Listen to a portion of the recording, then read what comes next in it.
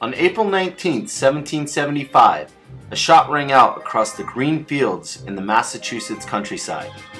This shot is known by many as the shot heard round the world. We associate this phrase with the battles of Lexington and Concord. History will never know who fired the first shot, but it set off a chain of events that led to the outbreak of the American Revolutionary War.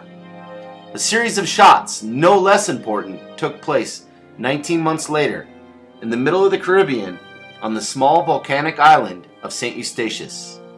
These shots are known by few. The small Caribbean island of St. Eustatius has gone by many names. The Golden Rock, the Historic Gem, Emporium to the World, and Statia. This small Dutch-governed Caribbean paradise is located in the Leeward Islands, about 150 miles southeast of the Virgin Islands. It is approximately 10 square miles and boasted a population of 10,000 in the 18th century.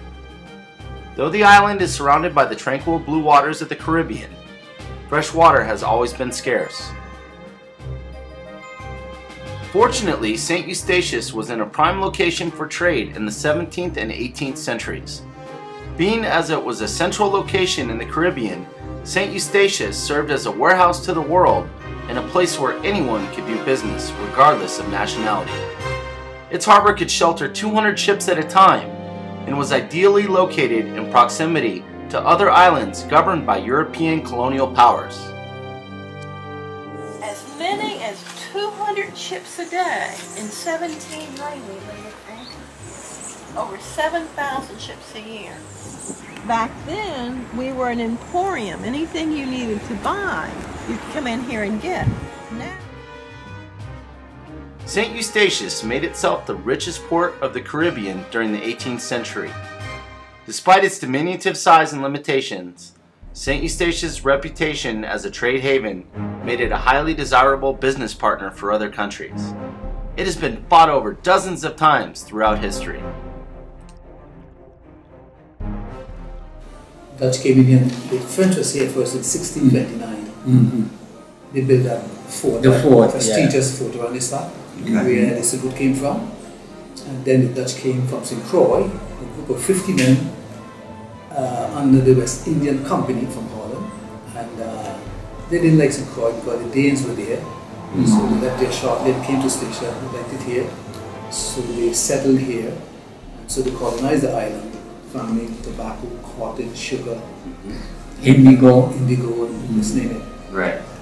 And so then after the English came in 1665, after that time, from then on, it was a constant changing hands until 1816 we became Dutch. We remain Dutch since then. Right. Now we are While St. Eustatius was busy conducting business with the rest of the world, England had her hands full with the rebellious colonies in North America. The once splintered colonies began working together, which led to the formation of the First Continental Congress in Philadelphia.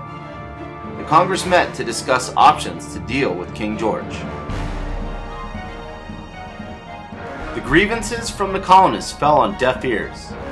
Armed conflict, which started with the battles of Lexington and Concord, began a series of skirmishes between the colonists and England. A whisper of discontent turned into a full-fledged shout for independence. Leaders from each of the 13 colonies joined together, signing the Declaration of Independence in July 1776, announcing to the world that the colonists would no longer live under the tyranny of King George. A small band of rebels, led by George Washington, was about to take on the most powerful military in the world.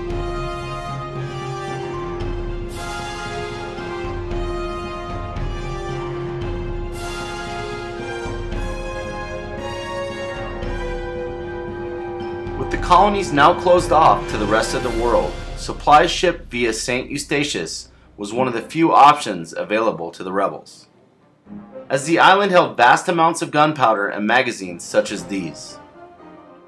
The rebels would trade with island merchants and return to the colonies with their holds full of gunpowder and weapons that were stored in her expansive warehouses in Lower Town, an area easily accessible to the harbor. We didn't have the foundries or the factories in North America that we needed to make our own arms and ammunition during the American Revolution. In October of 1776, months after the signing of the Declaration of Independence, and still trading feverishly with St. Eustatius, the new nation sent the brigantine Andrew Doria to the island. The Andrew Doria was one of 4 original Continental Navy ships.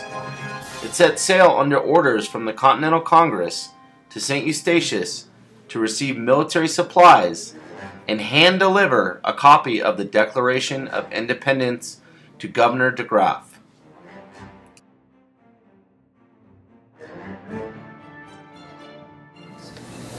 George Washington sent a copy of the Declaration of Independence with Andrew Doria under the captaincy of Isaiah Robinson. Yeah.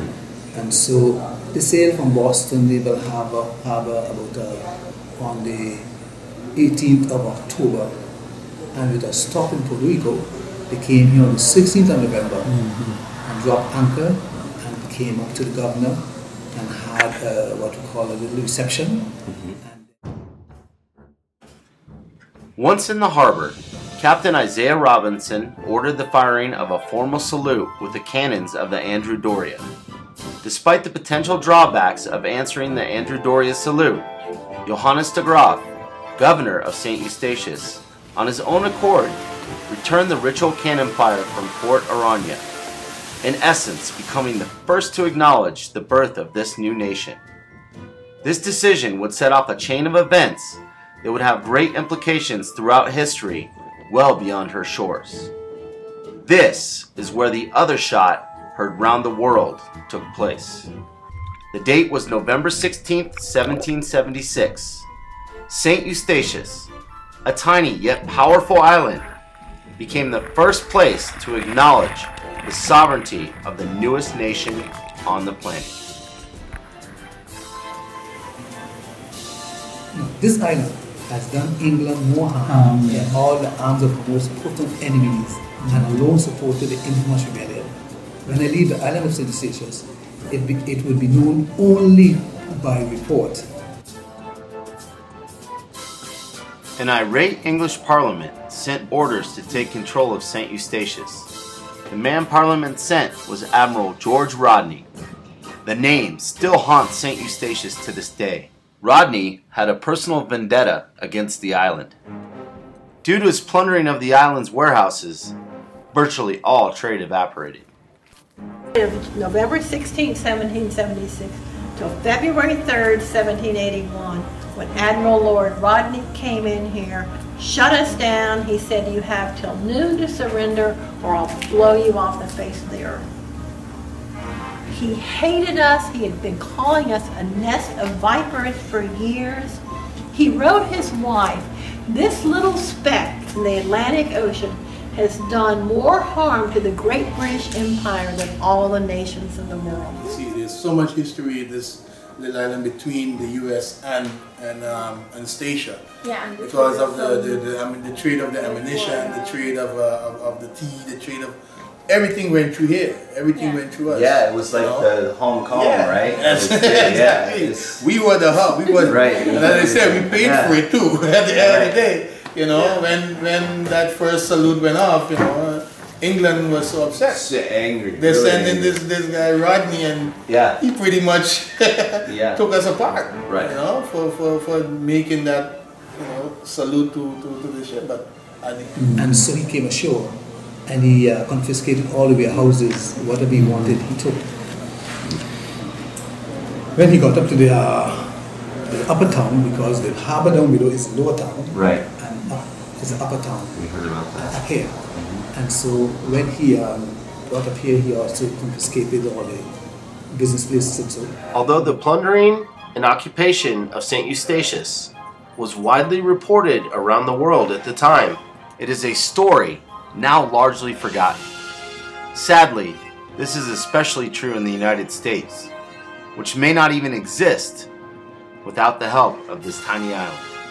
In the history of the United States, 3 presidents have acknowledged the first salute.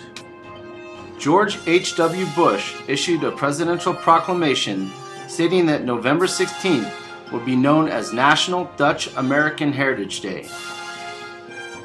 Later, his son, George W. Bush, proclaimed April 19th as Dutch American Friendship Day, in part due to the important historical ties between the Netherlands and the United States. However, only one president has actually made the journey to the harbor at Fort Aranya: Franklin Roosevelt. In 1939, FDR traveled to St. Eustatius, commemorating the first salute.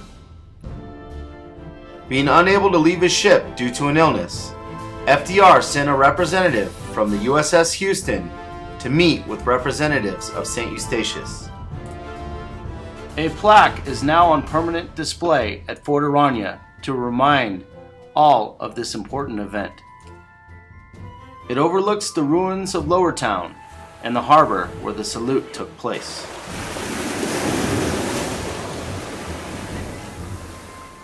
A non-profit corporation based in Maryland, the Andrew Doria First Salute is currently trying to keep this amazing story alive by educating the public about the historical ties between the two countries, building a representation of the Andrew Doria, and attempting to locate and recover the remains of the original Andrew Doria, which rests at the bottom of the Delaware River.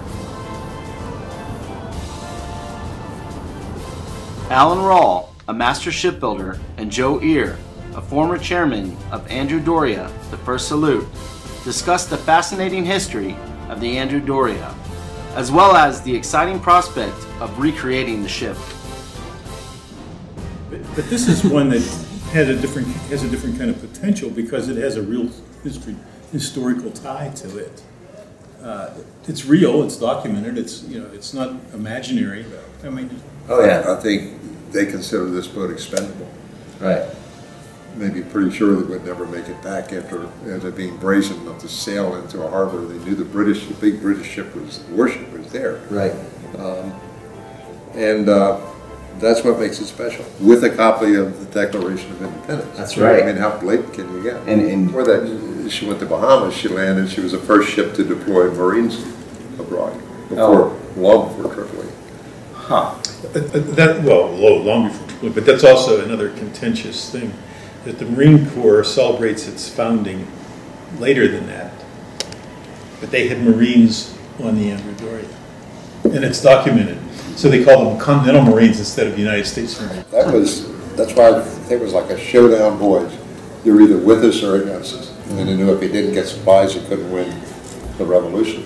And so it was like a last-ditch effort. It really worked. This corporation, which has been in existence since 2006, is accepting donations which will assist in achieving these three goals. Every November 16th, the anniversary of the First Salute, St. Eustatius celebrates an island-wide holiday known as Statia Day. We have a legitimate American Navy vessel that participates.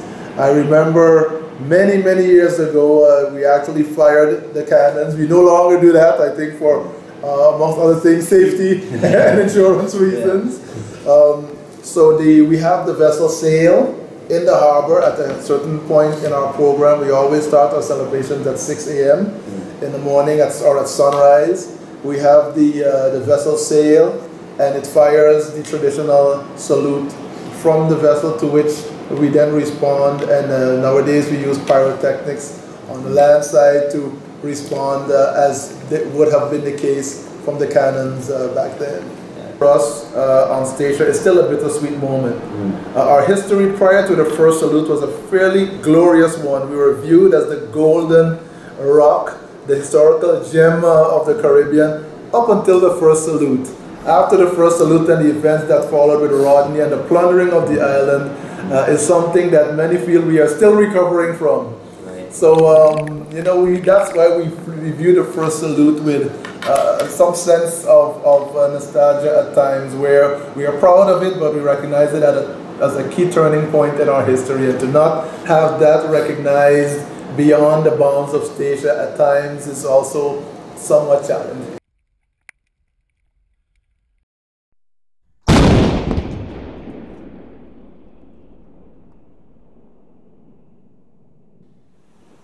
Without the sacrifices and material support of this small Caribbean island, one could argue that the outcome of the American Revolution could have been much different. The acknowledgement of our Declaration of Independence in the form of the first salute would change the course of our shared histories forever. Hopefully, with the recreation of the brigantine Andrew Doria once again sailing these waters, this forgotten story will be shared with future generations.